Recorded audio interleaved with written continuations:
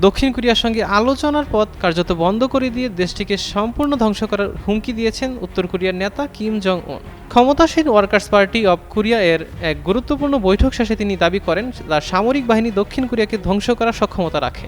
একই সঙ্গে যুক্তরাষ্ট্রের সঙ্গে ভবিষ্যৎ সম্পর্ক নির্ভর করবে ওয়াশিংটন তাদের শত্রুতাপূর্ণ নীতি পরিহার করে কিনা তার উপর। উত্তর কোরিয়ার সরকারি সংবাদ সংস্থা কোরিয়ান সেন্ট্রাল নিউজ এজেন্সি জানিয়েছে কিম পারমাণবিক শক্তিচালিত সামরিক সক্ষমতা আরও জোরদার করতে নতুন অস্ত্র ব্যবস্থা তৈরির আহ্বান জানিয়েছেন।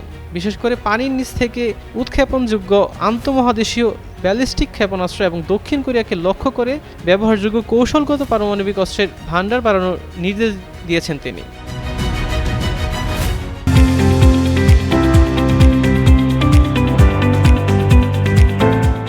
কিম দাবি করেন সাম্প্রতিক বছরগুলোতে পিয়ংইয়ংয়ের পারমাণবিক ও ক্ষেপণাস্ত্র কর্মসূচির দ্রুত অগ্রগতি দেশটিকে স্থায়ীভাবে একটি পারমাণবিক অস্ত্রধারী রাষ্ট্র হিসেবে প্রতিষ্ঠিত করেছে। তার ভাষায় এই সক্ষমতা শত্রুপক্ষের সম্ভাব্য হুমকি মোকাবেলা ও আঞ্চলিক স্থিতিশীলতা বজায় রাখতে গুরুত্বপূর্ণ ভূমিকা রাখছে।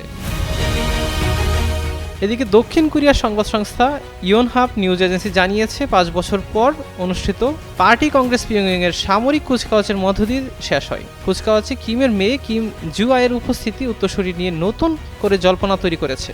তবে কিমের হুমকির বিষয়ে সিউলের তাৎক্ষণিক প্রতিক্রিয়া জানা যায়নি। সাব্বির হোসেন হিরণ, যুগান্তর নিউজ।